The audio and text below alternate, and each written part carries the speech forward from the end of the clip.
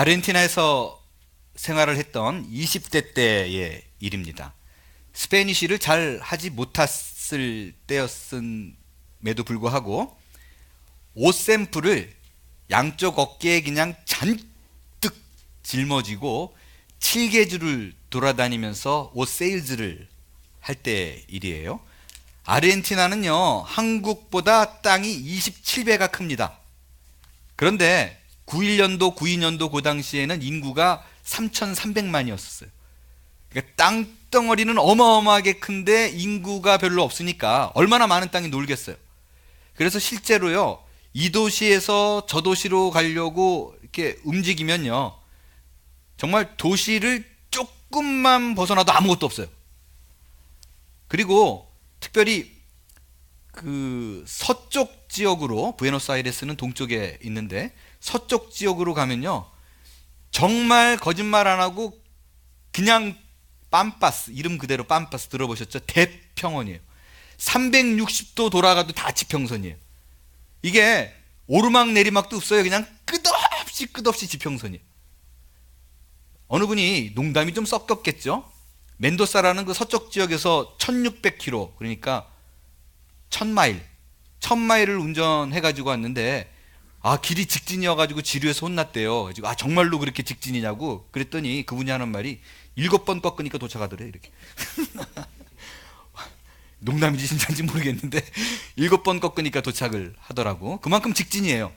근데 이거를 정말로 제가 실감한 적이 있어요. 북쪽으로 2200km를 올라가가지고 우리 청년들을 데리고 인디오 선교를 하러 간 적이 있었어요. 버스 2대 타고 올라갔는데요. 30년 전, 28년 전 얘기인데, 아르헨티나가 고속버스가 정말로 잘 발달돼 있었어요. 거의 누워가고요. 고속버스 안에. 그 안에 화장실도 있고, 커피도 뽑아 먹을 수 있고, 오렌지 주스도 뽑아 먹을 수 있고 그래요. 그래서 피곤한 줄 모르고 2200km를 갑니다. 근데 한참 가는데 제가 이렇게 푹 잠들었다가 눈을 딱 뜨니까 버스 운전사가 앞에 4명이 이렇게 줄이 앉아 있거든요. 근데 운전사가 바뀌었어요. 그래서 내가 옆에 있는 청년 보고 찔르면서 휴게소에 들렀으면 얘기 좀 해주지. 그랬더니 휴게소에 안 들렀는데요. 그래서 농담하지 말라고. 아까는 여기 수염 덥수룩한 사람이었는데 지금 바뀌었잖아. 그랬더니 휴게소에 안 들르고 자기들끼리 그냥 바꿨대요. 그래서 말이 되는 얘기를 하라고. 그랬더니 목사님 못 믿는 모양인데 좀 있으면 바꿀 것 같으니까 지켜보래요. 그래서 진짜로요, 이렇게 지켜봤죠. 한 30분 정도 지났을까? 운전하던 사람이 호세 그러고 불러요. 그러니까 왜 그러냐고 그랬더니 몇 puede cambiar? 바꿀 수 있냐고. 그러니까 오케이 바꿔주겠다고. 그런데 하나도 가장 안 하고요, 이렇게 운전하다가 바꿀 수 있냐고 물었더니 오케이 그랬더니 이렇게 일어나가지고 이렇게 서 있어요. 그러니까 이 사람이 와가지고 이렇게 잡고 쓰지 않고 계속 그 속도를 유지한 채, 청년들이 그걸 보고 우리도 흉내내자고 가지고, 제가 그때 이제 20대 중반이 안 됐을 때니까 5명이서 그 밴을 타고 어디를 가는데 한번 해보자.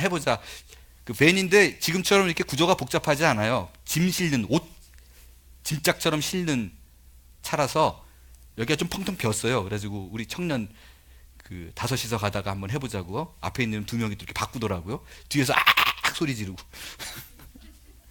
진짜로요, 그때는 크루즈라는 기능이 없는데 다리가 너무 아프니까 돌을 그냥 엑셀레이터에다 그냥 돌 하나 큰 거 무거운 거 올려놓고 그냥 이러고 운전해.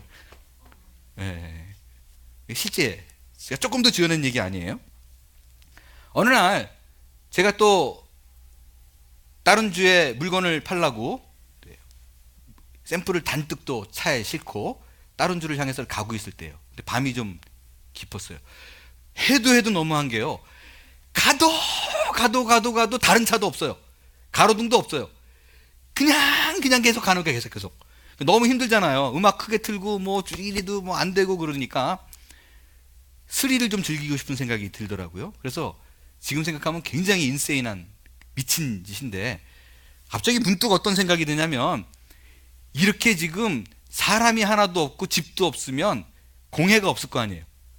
그러면 별이 무지하게 하늘에 많겠다, 이런 생각이 드는 거예요. 근데 제가 그때는 한국에서 막 온 지 한 1년 정도밖에 안 됐었기 때문에 은하수라는 거를 서울에 살면서 본 적이 없거든요. 푸른 하늘 은하수 얘기만 들었지, 노래에서. 그래서 은하수라는 게 분명히 있을 것 같아요. 그래서 은하수라는 걸 보자 싶어가지고 속도를 계속 유지하면서 괜히 또 세우고 이러면 또 재미없을 것 같아가지고 먼저 하이빔을 이렇게 탁 켜서 봤더니 쫙까지 그냥 아무것도 없어요. 아무것도 없어요. 지금 오케이, 이제 한번 불을, 이 헤드라이트 빛이 있으면 이게 안 보이잖아요. 그러니까 불을 다 꺼보자. 그래서 막 가다가 젊었어서 그래서 젊었어. 뭘 몰라서 불을 이렇게 탁 껐다가 탁 켰어요. 그러니까 이게 새 가슴이라 오래는 못 하겠고 탁 껐다가 탁 켰는데 아무것도 안 보여. 이게 너무 빨리 이렇게 해가지고 그래서 안 되겠다. 다시 정신을 가다듬고 하이빔 켜고 멀리 보고 가다. 이번에 좀 오래 하자. 그래봤자 뭐 한 2초 했겠죠. 하다가 탁 하나 둘, 탁 켰는데 와, 정말 깜짝 놀랐어요. 하늘에 은하수 그러면 뭐예요? 뭐 은하수 그러면 뭐 이렇게 물이 흐른다라는 뜻이잖아요. 그죠? 은빛 물이 이렇게 흐른다라는 뜻이잖아요. 이건 은하수가 아니라 은하 땅이에요. 땅. 이렇게 무더기로 이렇게 흘러가는 게 이렇게 물이 져 있는 게 아니라 이 전체가 별이 얼마나 많은지. 와, 그 은하수는 셰난도 가서 보이잖아요. 그죠? 근데 은하 땅이라니까요. 완전히 빈자리가 없어요. 빈자리가. 너무 내가 감동을 받아가지고 와, 이걸 운전을 못 하겠더라고요. 너무 진짜 이 가슴이 떨려서. 그래서 이것도 미친 짓인데, 그래서 갓길에 세워두고 불을 또 다 끄고 이 큰일 날 짓이죠. 뒤차 오면 받을 짓인데 세워놓고 한참을 서서 봤어요. 와, 이게 정말 주 여호와는 광대하시도다, 이런 찬양 부르면서 너무 멋있더라고요. 아주 칠흑 같은 어둠이 깔린 곳에 쏟아져 내리는 것 같은 작은 별 하나, 그 빛에 대한 고마움, 그 감동, 이 동일한 감동을 성경에서 찾아라고 한다면 바로 룻기입니다. 룻기의 시대 배경은 사사시대예요.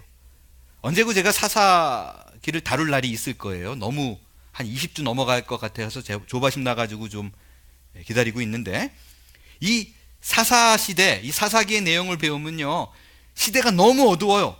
그리고 정말 가슴이 아픕니다. 어떻게 이런 일이 다 벌어지지라고 생각할 만큼 두근두근해요.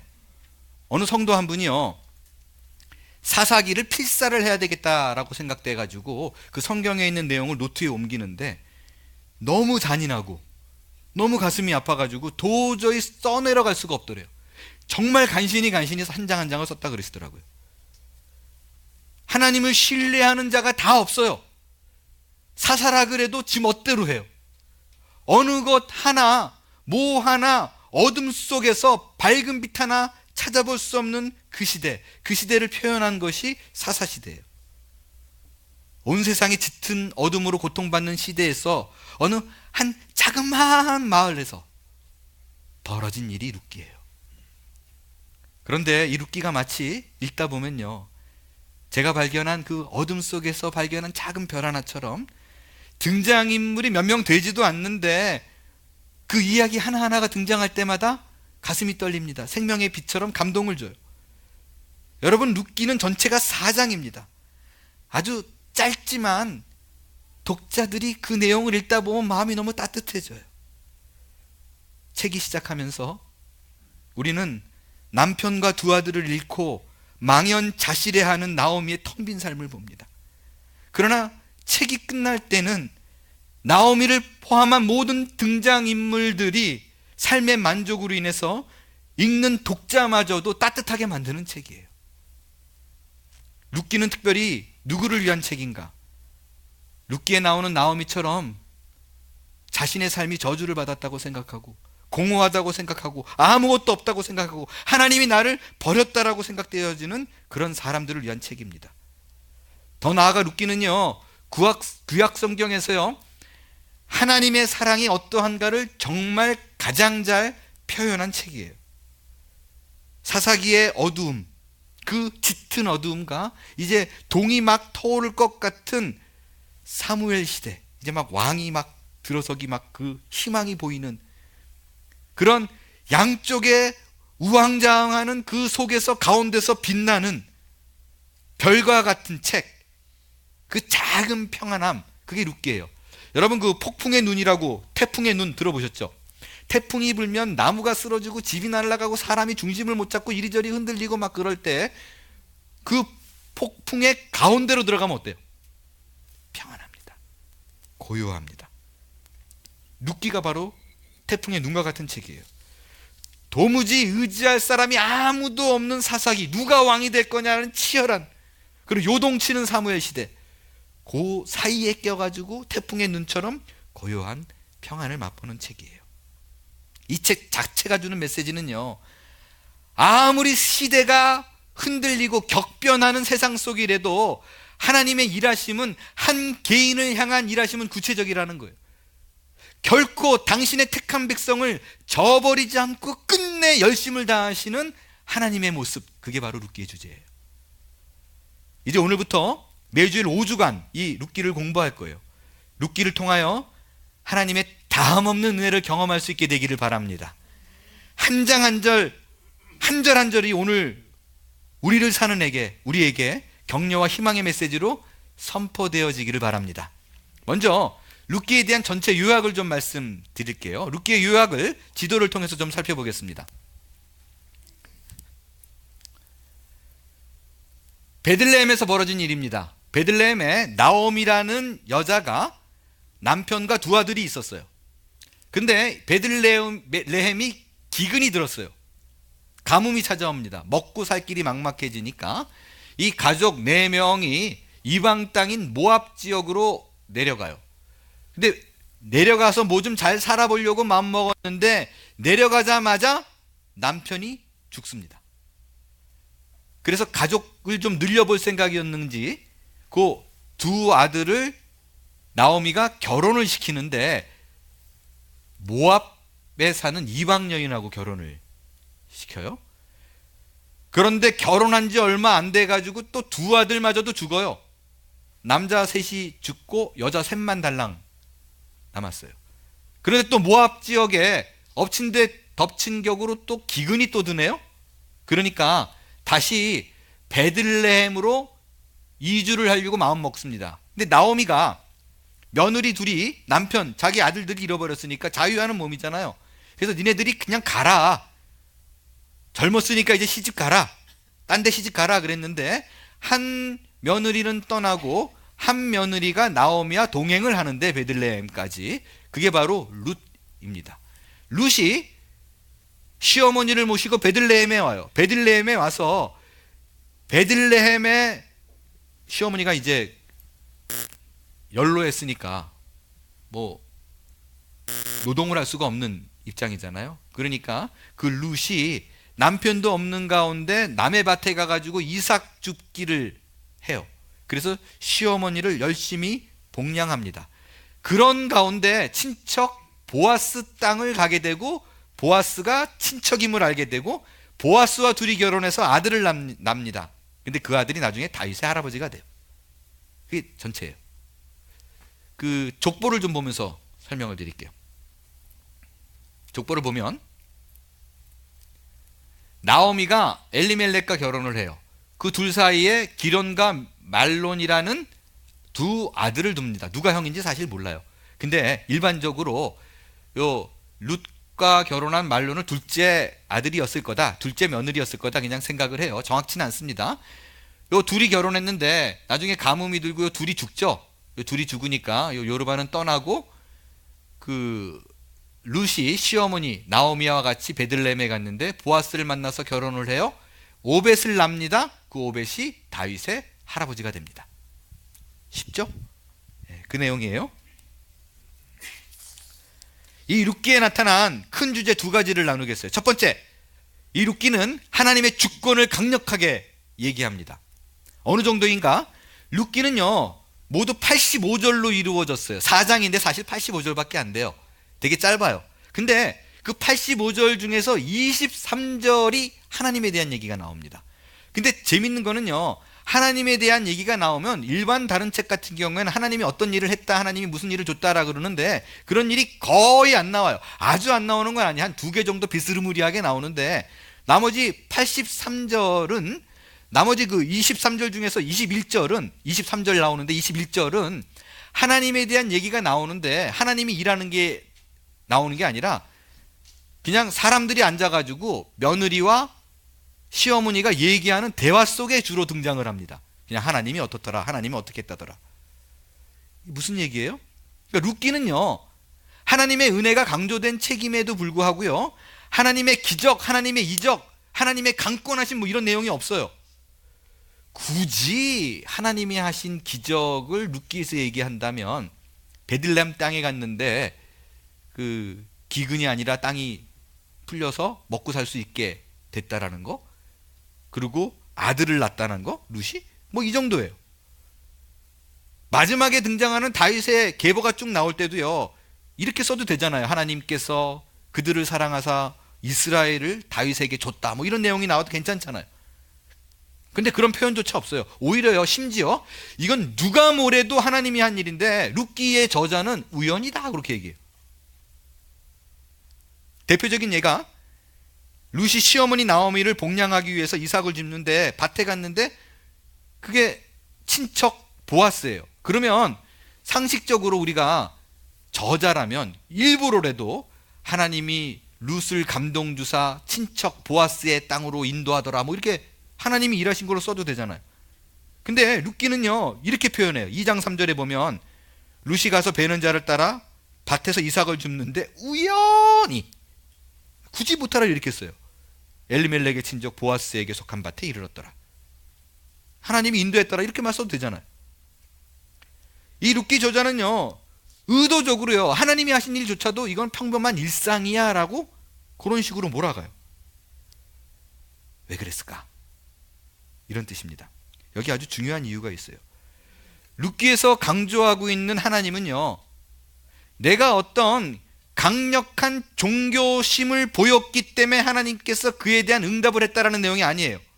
하나님께서 나의 열심과 충정과 그의 힘으로 말미암아, 나의 노력으로 말미암아 그것에 반응해서 은혜를 베풀었다 라는 데 있지 않아요. 내가 어떤 소원을 갖고 몸부림쳤더니 하나님께서 불쌍히 여기사 그의 기도를 들어줬더라, 여기에 포커스가 있지 않습니다. 룻기는요 이런 거예요. 매 순간순간 삶의 어떤 여정 속에서도 나의 조건과 상황과 상관없이 하나님은 너를 위해서 끊임없이 일하고 있다는 걸 보여주고 있는 거예요. 네가 기도하건 그렇지 않건, 네가 외면하건 그렇지 않건 철저하게 하나님의 관심은 선택된 백성 너 하나야 라고 말하고 있는 거예요.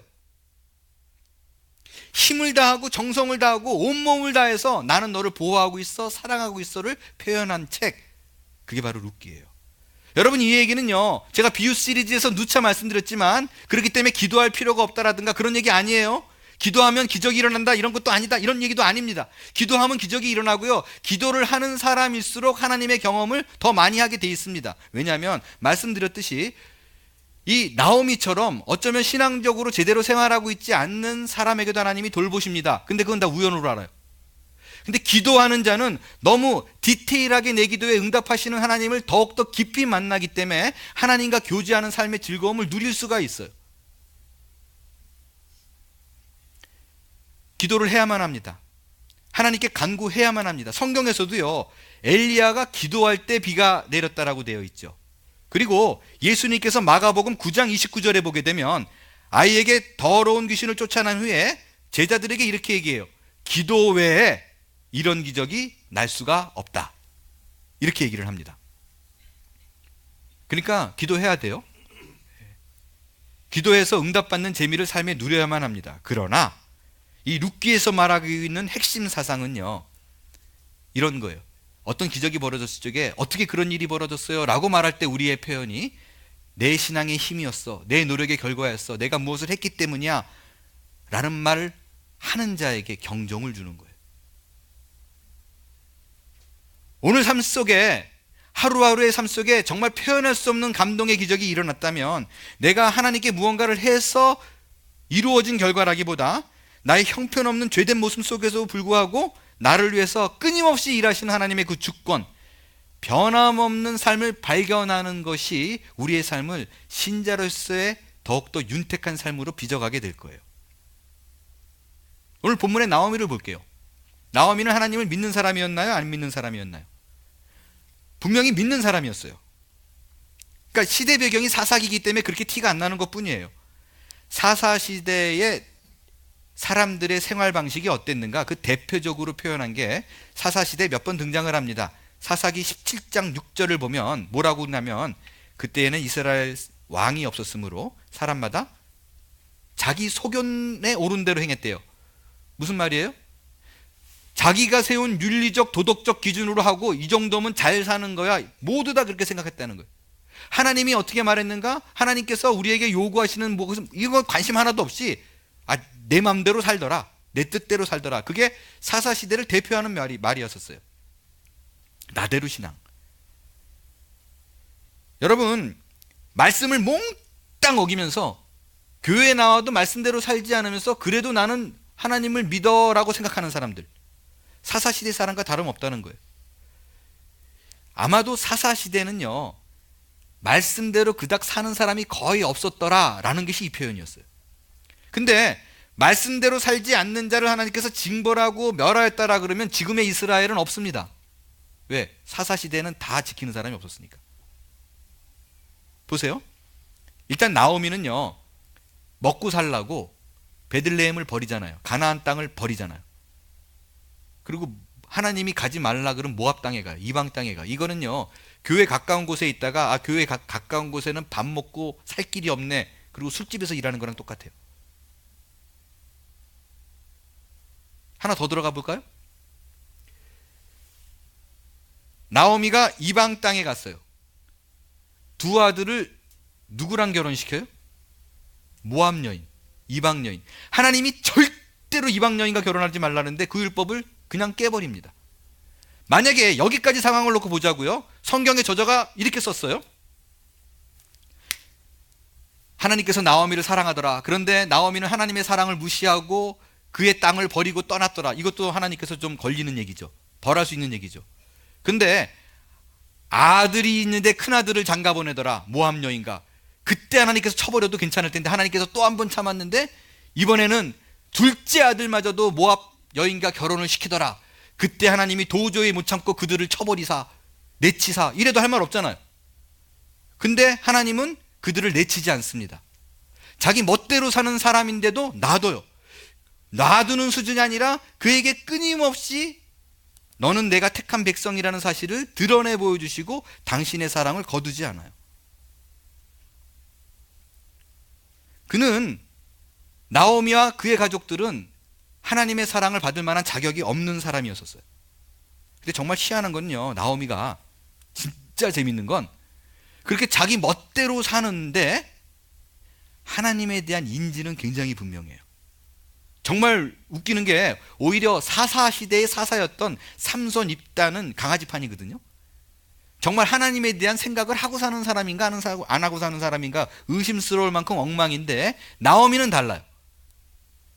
나오미는 모든 순간마다 상황마다 하나님과 연관지어서 생각해요. 85절 중에 23절에 하나님에 대한 이야기가 나온다 그랬죠. 주로 나오미와 룻의 대화에서 하나님에 대한 얘기가 나와요. 나오미가 대화 속에서 하나님을 뭐라고 표현하는지 아십니까? 여호와께서 너희를 선대하길 원한다. 여호와께서 너희를 허락하사 여호와의 손이 나를 치셨다. 여호와께서 벌을 내시고 여호와께서 내게 비어 돌아오게 하셨다. 여호와께서 오늘 내게 기업 물을 자가 없게 하지 아니하셨도다. 이게 다 나오미가 거의 한 얘기예요. 뭐를 의미해요? 그는 하나님의 율법에 대해서 관심도 없고 때로는 내가 하는 일이 옳은지 그른지도 모르는 상황 속에 들어가서 삶을 살아내지만 그에겐 끊임없이 하나님이 나와 함께 한다라는, 하나님이 이 세상을 주관하고 있다라는 인식이 분명했다라는 거예요. 평범한 순간 속에서도 하나님을 의식합니다. 당시에는요, 율법을 지키는 것 자체가 어려웠어요. 생각해 보세요. 레위인들, 율법을 전하는 사람 자체가 썩었어요. 그리고 지금처럼 이 성경책이 막 보급되는 시대 아니잖아요. 성경책을 읽는 곳으로 가기도 어려울 뿐더러 성경이 있더라도 읽을 수 있는 글자를 아는 사람도 많이 없었어요. 그렇지만 그는 율법을 모르기에 율법대로 삶을 살아내고 있지는 않지만 자신의 삶 속에 벌어지는 모든 일을 우연으로 여기지 않았어요. 그게요, 좋은 일이 있으면 하나님의 사랑이고 나쁜 일이 있으면 사탄의 짓이고 이게 아니라 불행한 사건이건 아니면 좋은 일이건 행복의 순간이건 모두 다 하나님이 함께 하신다는 그런 표현들을 끊임없이 해야 됩니다. 오히려 나오미가 계속해서 줄기차게 하나님이 하셨다라는 주권을 강조하니까 룻기의 저자가 우연으로 표현한 그 얘기가 묻혀요. 그래서 오히려 룻기의 저자가 써내려간 우연이 묻히고 그가 마치 하늘에 밝은 그 작은 별처럼 빛을 납니다. 하나님의 주권이 이렇다 하고 크게 외치고 있는 한 소리와 다름이 없어요. 여러분, 이 사실은 굉장히 중요합니다. 여러분이 내가 얼마나 말씀대로 살아났느냐, 그거 중요합니다. 그러나 내가 말씀대로 철저히 지켰다고 살아냈던 그 당시의 종교인들은 예수님이 오셨을 때 욕바가지로 얻어먹었어요. 그러나 순간순간 하나님이 내 삶 속에 존재했다고 간섭했다라고 믿는 이방인들, 오히려 백부장들 아들을 고치니까 이만한 믿음을 본 적이 없다라고 말했어요. 우리가 추구해야 될 참 신앙은 내가 무엇을 해냈다라고 나를 드러내는 것보다 매 순간마다 하나님을 인식하는 삶입니다. 그것이 신자예요. 어떤 일을 당했든지 간에 우연히 벌어진 것이 아니라 이 작은 일이라도 내 말 하나 실수한 것조차라도 누구의 어떤 반응일지라도 이건 하나님이 했다라고 믿는 거예요. 만약에 그렇게 살지 않으면 경건한 종교인에 불과해요. 간단한 예를 좀 들어볼게요. 가족끼리 여행을 합니다. 5박 6일의 여행을 계획하고 잘 준비해서 떠나요. 잘 준비했음에도 불구하고요, 3일째 되는 날 운전하고 가다가 잠깐 졸음이 한 사이에 중앙선을 넘어버렸어요. 오는 트럭과 꽝 받았습니다. 차가 붕 날라가지고 산 밑으로 떼굴떼굴 굴러 떨어졌어요. 가족들이, 내 와이프와 애들 2명이 다 타고 있었어요. 4명이 타고 있는데 막 굴렀어요. 한참 굴러가지고 정신 차려보니까 4명이 다 머리털 하나 상하지 않았어요. 만약에 그런 일이 일어났다고 생각해요? 만약에 여러분 삶 속에 그런 일이 일어났다면 이거 누가 한 일이라고 생각합니까? 누가 나를 보호했다고 생각해요? 당연히 하나님이 했다고 생각합니다. 그리고 일주일 내내 찬양하겠죠. 그죠? 그리고 주일날 분명히 감사헌금 할걸요? 그 주일 예배는 목사가 무슨 설교를 해도 은혜 받아요. 눈물이에요. 다른 경우를 한번 생각해 볼게요. 가족끼리 여행을 합니다. 5박 6일의 여행을 계획하고 철저하게 준비해서 떠납니다. 5박 6일을 여행지에서 아주 재밌게 보냅니다. 철저하게 준비했기 때문에 전혀 계획에 차질이 없이 모든 것이 완벽하고 스케줄대로 쫙 돌아가고 집에 안전하게 귀가했습니다. 누가 이런 좋은 여행을 만들었을까요? 이 경우에 하나님이 하셨습니다 이런 사람 없을 거예요. 남편이 내가 계획을 잘 짜서, 아내는 내가 수발을 잘 들어서, 애들은 애들대로 내가 땡깡 놓지 않아서, 내가 잘 플랜해서 여행이 좋았다고 생각해요. 그 주일에 감사헌금 할까요? 눈물 쏟는 감격의 예배가 있을까요? 하필 따라 그 주에 목사가 설교를 망쳤어요. 은혜로 왔을까요? 아니면 이번 기회에 교회를 옮길까 심각하게 고려할까요? 여러분, 바로 이런 부분이에요. 우리는 신앙생활을 한다 그러면 하나님께 항상 요청하기를 뭔가 내게 특별한 기적을 보여달라는 거예요. 내가 좀 달라야 되지 않겠냐는 거예요. 이런 거죠. 말하자면 하나님이 정말 내가 사랑하는 사람이면 기도하자마자 병이 낫고, 기도하면 직장이 승진되고, 없던 돈이 막 하늘에서 떨어지고, 이러면 내가 믿겠나이다, 이거 아니에요? 여러분, 성경은 이런 것을 신앙이라고 하지 않습니다. 신앙은 아주 단조롭고 평범한 상황 속에서 하나님을 인식하는 거예요. 오늘 하루 지쳐가지고 있는 가운데 누군가 나를 바라보면서 미소를 띄웁니다. 그 미소 가운데 하나님을 보는 거예요. 느닷없이 걸려온 반가운 친구의 전화 속에서 하나님의 위로를 듣는 것입니다. 오늘 한 번도 내 속을 긁어놓지 않는 자녀들 속에서 하나님께서 내게 향하신 그 사랑의 메시지를 발견하는 거예요. 반대로 이전에 한 번도 속썩인 일이 없던 자녀들이 반항을 합니까? 일전에 없던 남편의 짜증 섞인 목소리가 나옵니까? 직장에서도 변함없이 악각대는 그 보스들, 거친 표현 속에서도 하나님이 나에게 오늘 하시고자 하는 말씀을 귀담아 듣는 것, 그게 신앙이에요. 여러분, 만약에요, 목사님 난 그건 싫은데요, 그래도 뭔가 좀 something special, 그걸 원해요, 맨날 기적을 꿈꾸고 사모하면요, 하나님이 어쩔 수 없어요. 여러분을 절망의 상황으로 몰아가야 돼요. 홍해바다의 기적을 보이려면 어떻게 해야 돼요? 일단 내 인생 속에서 홍해바다를 만나야 돼요. 뒤에 막 이집트 사람들이 막 쫓아와가지고 군사가 오도 가도 못하게 막 안절부절 못하는 상황이 만들어져야 홍해바다가 갈라질 거 아니에요. 그래야 믿으니까. 매일 출근할 때마다 막 차가 뒤집어져야 돼요. 근데 안 다쳐야 돼요. 그리고 매달 암 선고를 받아요. 이번에는 위암, 다음 달에는 췌장암, 그 다음 달에는 후두암. 근데 걸리면 그 다음 달엔 꼭 나, 기도하면. 여러분, 이런 사람 원하세요? 이러면 좋을 것 같아요? 그게 신앙이 아닌 거예요. 나오미를 보세요. 좋은 일이 있으면 하나님이 선대했다, 나쁜 일이 있으면 하나님이 쳤다. 재수 없어 이러는 이게 아니라 하나님이 했다. 그녀의 모든 삶 순간 속에서 하나님을 느끼고 하나님을 인식하는 삶, 그게 그 어떤 기적보다도 중요합니다. 그것이 나오미의 신앙이었고 하나님이 이를 귀하게 여겨요. 여러분의 있는 모습 그대로 아끼고 사랑하시는 하나님, 그렇게 여러분을 강권적으로 붙드시는 그 하나님을 오늘 발견할 수 있게 되기를 바랍니다. 이것이 룻기에서 말하고자 하는 핵심 메시지예요. 우연을 가장한 하나님의 만지심을 놓치지 마십시오. 매 순간 발견하시고 모든 일을 하나님과 연관지어서 찬양과 감사를 드리는 저와 여러분이 되기를 바랍니다. 두 번째로 나타난 룻기의 주제예요. 룻기의 주제는 하나님의 인자와 자비입니다. 룻기에는요, 하나님의 인자, 하나님의 자비, 그게 하나님의 성품이 잘 정리가 돼 있어요. 이 인자와 자비라는 단어, 긍휼 뭐 이렇게 표현되기도 하는데요, 히브리어로 말하면 헤세드입니다. 여러분, 이 하나님의 성품을 신구약 전체에서 가장 잘 표현한 성품이 뭐냐 그러면 헤세드. 이건 너무 중요한 말이에요. 여기 계신 분 중에 저는 헤세드 처음 듣는데요, 그런 분 좀 문제 있어요. 설교를 제대로 안 들었든지 성경 공부를 제대로 안 했든지. 성경에 대해서 피상적으로 알고 있는 것이 아니라 여러분이 헤세드가 오늘 무엇인가를 알게 되면 내 삶에 적용되어진 하나님의 어떤 모습을 발견할 수 있을 거예요. 이 단어는요, 이 헤세드라는 단어가 쓰여질 때 구약의 3분의 2 정도가 하나님과 직접 연관되어 있는 단어예요. 조금의 이해를 돕기 위해서요, 헤세드라는 단어가 등장하는 유명한 구절 몇 개를 좀 뽑아 볼게요.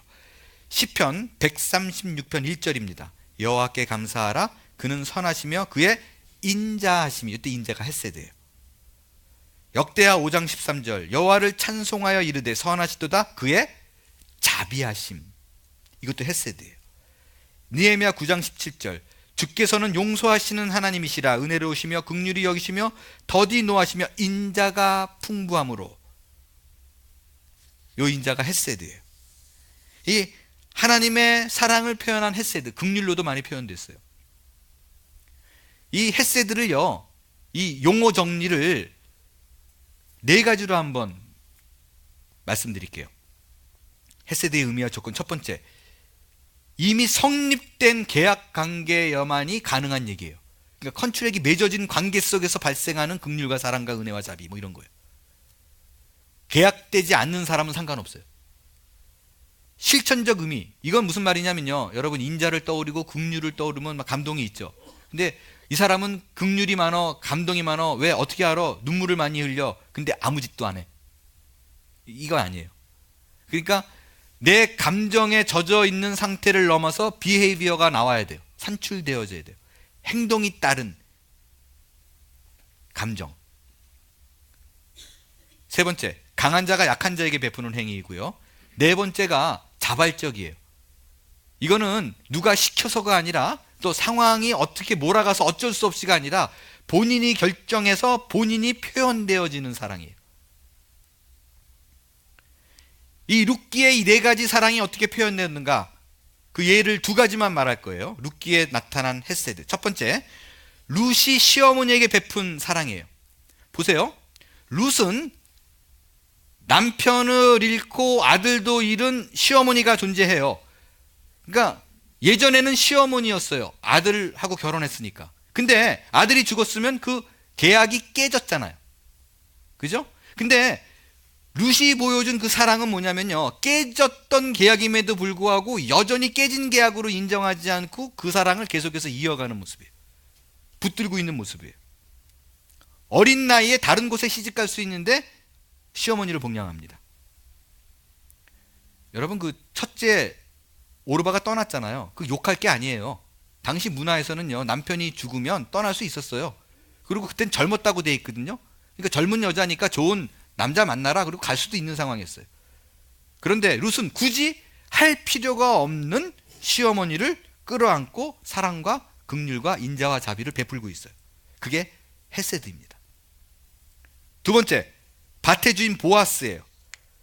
룻이 그를 찾아왔을 때 보아스는요, 거절할 수 있었어요. 이거 어디 빌붙어가지고 내 재산 빼먹으려고. 실제 결혼하고서 재산적 손해를 많이 봐요. 그럼에도 불구하고 충분히 내가 모른 척할 수 있음에도 불구하고 스스로 자발적으로 장로들을 불러서 혼인서약을 합니다. 시어머니와 룻을 가족으로 맞이해요. 이게 바로 내가 감당할 필요 없는 책임을 스스로 기꺼이 감당하는 거, 그게 헤세드예요. 구약에서는요, 예수 그리스도의 사랑이 예수 그리스도의 모형으로 그림자로 써 있어요. 성경 공부 시간에 자세히 나올 거예요.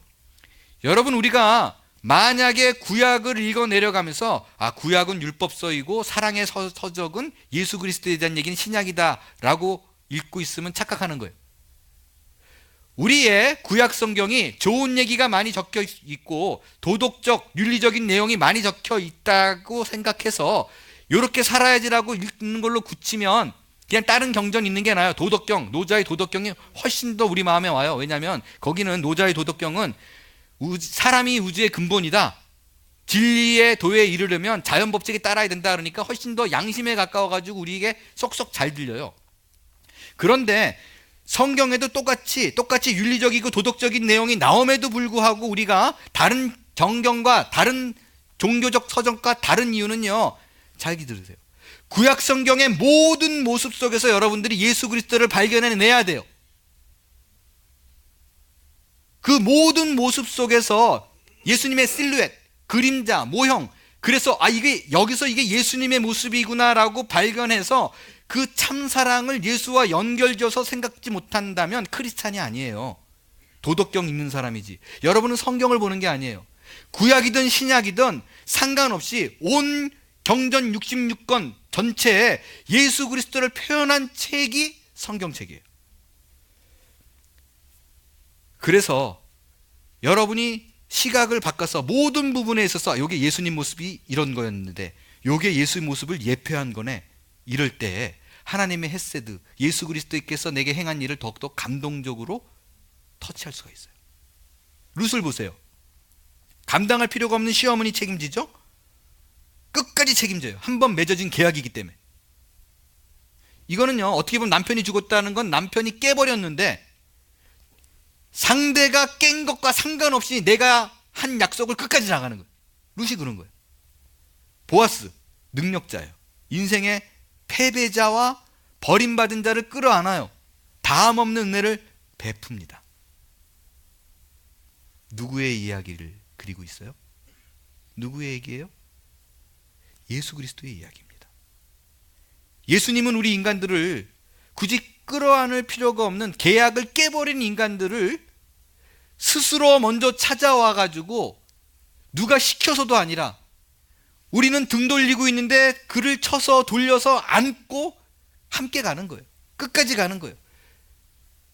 그래도 못 믿겠다라고 울고 있으니까 자기가 죽음으로써 이 사랑은 너와 내가 맺은 계약은 끝까지 가는 거야. 내가 너를 책임져. even though 네가 나를 버렸을지라도, 네가 스스로 계약 그 용지를 찢어버렸을지라도 나는 너에게 그 사랑을 끊임없이 갈 거야. 그 모습이에요. 이것이 룻과 보아스에게 나타난 하나님의 헤세드입니다. 이 룻과 보아스의 사랑에서 우리 예수님을 발견할 수 있게 되기를 바라요. 성경의 모든 부분에서요, 예수 그리스도를 인지할 수 있는 눈이 열린다면 하나님의 강권하신 사랑이 더 크게 다가올 거예요. 여러분의 삶이 풍족해질 줄로 믿습니다. 제가요, 얼바인 지구촌 교회를 개척을 해서요, 처음에 한 40명 좀 넘을 때까지 정말 완전히 흔히들 생고구마라고 말하는 완전히 예수를 안 믿는 사람, 완전히 예수를 처음 믿는 사람, 심지어 저보다 한 살 아래에 있던 형제님이 크리스마스가 예수님 생일인 걸 우리 교회에 와서 알았대요. 실제 그렇게 얘기해요. 자기는 산타클로스의 날인 줄 알았대요. 그 정도로 성경에 대해서, 교회 문화에 대해서 문외한이었던 사람들, 아니면 초등학교 때, 유치원 때 교회를 다니고 수십 년 동안 떨어져 있었는데 온 사람들.